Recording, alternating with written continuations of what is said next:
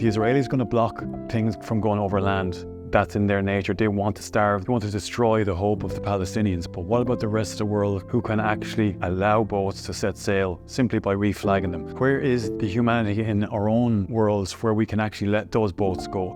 They should be able to sail freely in international waters to land in Gaza, allow some sort of hope and support to the people there.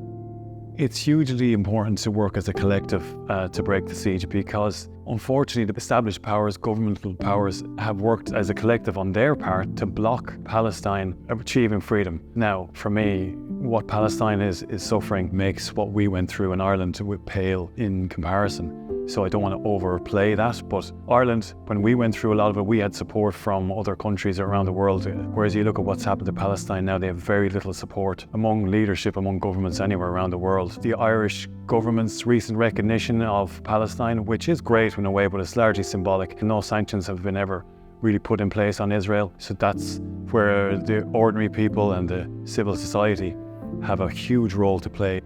And when I first heard about the flotilla, it wasn't even a question. It was like, this is happening and I'm going to get on board, and whatever consequences were going to come up would be dealt with. It's probably one of the proudest things I was involved with. But we eventually were blocked because our boat was sabotaged, most likely by the Israeli Navy. The propeller shaft was damaged, but we regrouped and regathered and we came back again. I remember when we were over in Gaza that time ourselves, we eventually got there over land in 2013. One of the sentences that sticks with me was one of the Palestinian people said to us, well, you might forget about us now when you go back. And I just want to say to the people of Palestine, no, never forget.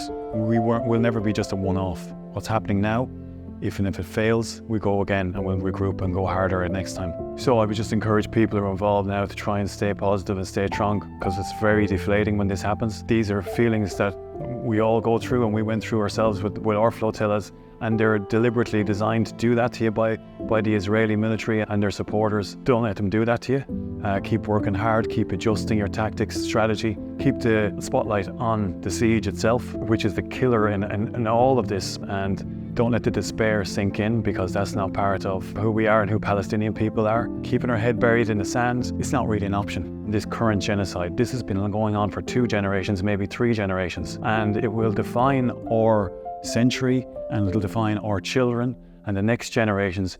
And if there's one thing when I die that I want to be remembered by, is not only just my family and my kids, but it's also that I try to do something small to help the people of Palestine who are suffering the gravest horrors. And I just want them to keep fighting and just keep existing, because it always will in the hearts of everyone outside of Palestine and inside.